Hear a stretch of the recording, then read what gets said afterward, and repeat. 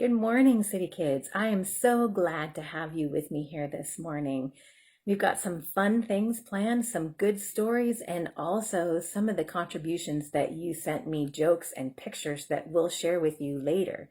But first, why don't we start today's lesson by talking to God? I'll lead us in prayer, and you can just close your eyes and you can talk to God along with me. Let's go ahead and pray. Dear Heavenly Father, thank you so much for each of the kids that are here today. Thank you that we get an opportunity to spend time learning about you. I pray that you would help them to know you more by the end of this lesson and that they would also have a good time. In your name, amen. All right, so first I have a question for you. Can you think about a really, really long walk that you took one time? Was it fun or was it hard? Did you have food and water to eat along the way? Did anything unexpected happen while you were on that walk? Well, I'm going to tell you a story about one of my longest walks. One time I got to go to the country of Indonesia. And what we would do is we actually went there to tell people about Jesus that hadn't heard about him yet. And we took bicycles with us and we would start in one village and we would bicycle all day. And then when we got to that village, we would tell the people about Jesus and we would play basketball or volleyball with them and have fun. And then we would sleep in one of their houses. And then the next day we'd get up and bike and do it all over again. It was a big adventure. And one time while we were on one of the bicycle trips, we were on a dirt road through the middle of a jungle, and up in the trees, there was a bunch of orangutans that were in the trees following us while we were bicycling down the road. So I'm going to get back to my story about the walk that we took on this adventure of a trip. But first, I wanted to tell you a little bit more about orangutans because they are just super fun. So first, I want you to know that they are so loud that when they talk to each other, they can be heard for miles. Plus, they're pretty stinking cute, aren't they? Do you know that the big males, the big daddy ones, can be up to 5 feet tall and weigh up to 200 pounds? That is a big animal. They spend a lot of time in the trees. They find places to drink water in the trees. They eat in the trees. They take care of their babies in the trees. They sleep in the trees.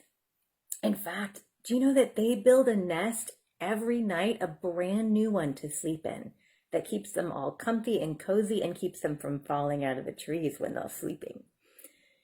They're also very smart. They have figured out that when it rains, they don't like to get wet. And so they'll get a bunch of leaves all together or one giant leaf and they'll put it over their head like an umbrella. How smart is that? So that's my facts for orangutans for the day. I wanted to share them with you because I think they are so amazing and their bright orange hair is beautiful. So I hope you like them as much as I do. Well, let me get back to the story about one of my longest walks. One day on this trip, we kind of had a day off and we were given the opportunity to go hike up a small mountain, and at the very top of the mountain was a beautiful lake that no boat had ever been on, that no boat with a motor had ever been on, and there weren't people that lived around the lake either, so it was very quiet and isolated. But to get there, we had to walk up a really, really steep hill. And it took us about 3.5 hours to get up to the top. And at some of the path was so steep that we were almost crawling on our hands and knees to get up the side of the hill. And we could hear birds, and it was very hot and sweaty and sticky. And at one point, we paused to take a water break. And we looked down on the path, and there was a giant toad sitting there watching us. So when we got to the top of the mountain and we could see the lake, it was beautiful. It was so clear that you could see right down to the bottom, and we could see fish swimming in it. We could see beautiful stones in the bottom of the lake.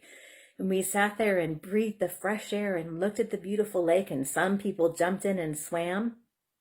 And it was amazing. But then we had to get back down. So I told you that it took us 3.5 hours or a little bit more to get up the hill. A friend and I decided that we were going to see how quickly we could get back down. So he and I ran down the mountain the entire way. And instead of taking 3.5 hours to get down, it took just over 1.5 hours. And it was super fun too. So that was my super long walk. And it was amazing, but I'll tell you, I slept really well that night because I was tired from that walk.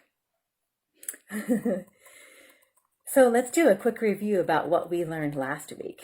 Do you remember that we talked about how the Israelites had left Egypt and they walked for a while and they came up against the Red Sea, and then Pharaoh sent his army to go and bring them back. And so they were stuck between the Red Sea and the army, and God had to rescue them by blowing on the water and making the path through the water dry so that they could get to the other side and be safe. It's an amazing story. So today we're going to talk about another strange walk that the Israelites took. A while after the story from last week, Moses died and a new man named Joshua was put in charge, and he was the one that God would talk to on behalf of the Israelites. And God led the Israelites, and they came up into a land that had a city called Jericho in it. And that city was in the land that God had promised to give the Israelites. And the people, you maybe guessed it, they were afraid again. Because the city was big and it had really, really, really thick walls. It had two walls, one giant thick one on the outside and then another smaller thick one on the inside. And the city looked like it was so strong. And so the Israelites were worried. But God said to Joshua, "Don't worry." There it is again, God telling people not to worry. God said, "This is what you need to do. You and your soldiers and the priests should march around the city one time every day for 6 days. And then on the 7th day, march around the city 7 times. And when you get around the 7th time, you need to blow the trumpets. And when the people hear the trumpets blow, they need to yell as loud as they can at the top of their voice." And God said, "When you do that, I'm going to help you be able to get into that city." That sounds kind of strange, because do you think that blowing horns and yelling at walls are going to make them come down? Why don't you try that? I'm going to count to 3 and I want you to yell at a wall in your house and see if you can make it fall down. Are you ready? 1, 2, 3. Oh my goodness, some of you were so loud. Did any of your walls fall down? I don't think they did. But that's what God told the Israelites to do. So let's see what happens. So every day for 6 days, the Israelites got up and they would walk around this city. Do you think they felt it was strange? Probably, but they also remembered what God had done for them with the Red Sea and making their shoes not wear out, and the other things we talked about where God brought them food and water and did miracles to protect them and help them. And so I think that probably when they were walking around the city, even though they maybe felt funny and that maybe it wouldn't work, they were probably thinking about the things God had already done and wondering, what is he going to do this time? So every day they walked around the city one time. Well, the 7th day came and they got up dawn right as the sun was peeking over the sides of the hills, and they walked around the city 7 times. And Joshua told them, when we walk, you don't say anything. You don't whisper, you don't talk, you just walk. And then when I give you the signal, the priests are going to blow the horns really, really, really loud. And when you hear that, you need to shout with all your might, and God is going to help us. So they walked around the city very quietly, nobody talking, 7 times. And then the priest blew the trumpet and everyone yelled and the walls fell down. Oh my goodness. That is amazing. God did what he said, and the people trusted him to do it. And even though they may have felt silly doing it, they did it anyway, because we can trust God even if it doesn't make sense. So what an amazing story that is. So thank you for listening today to that story. I'm really proud of you. And now that we're done with the lesson, we are going to share the things that you guys sent me. So the last week I said that if you wanted to send me a joke or draw me a picture and send it to me, that we would talk about it here. So it's time for that. I'm really excited.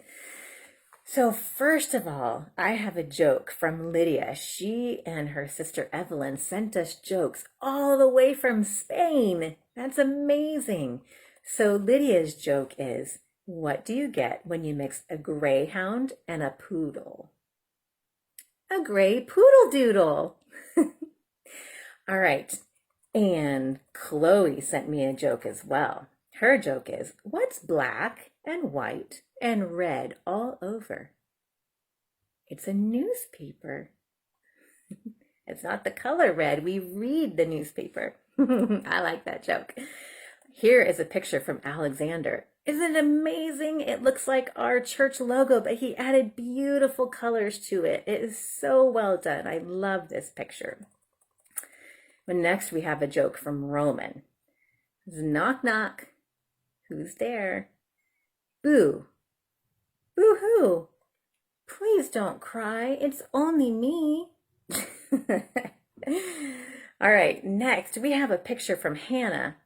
What a great drawing she did of a person, and I love the hair. That is amazing hair. Hannah, good job. Well, Evelyn, this is her joke that she sent all the way from Spain. How do you put a baby astronaut to sleep? You rock it. This is one of my favorite ones. I like that one. These are all so good. I laughed a lot this week as you guys sent them to me. And our last thing for today is a beautiful picture from Noelle. And Noelle said, this is a Noelle mouse in a village with a fishing river. Thank you all so much for joining in today. Thank you for your jokes and your wonderful pictures that you sent in. Every time I got one, it put a giant smile on my face. I love you all so much. Have a wonderful Sunday, and I'll see you soon.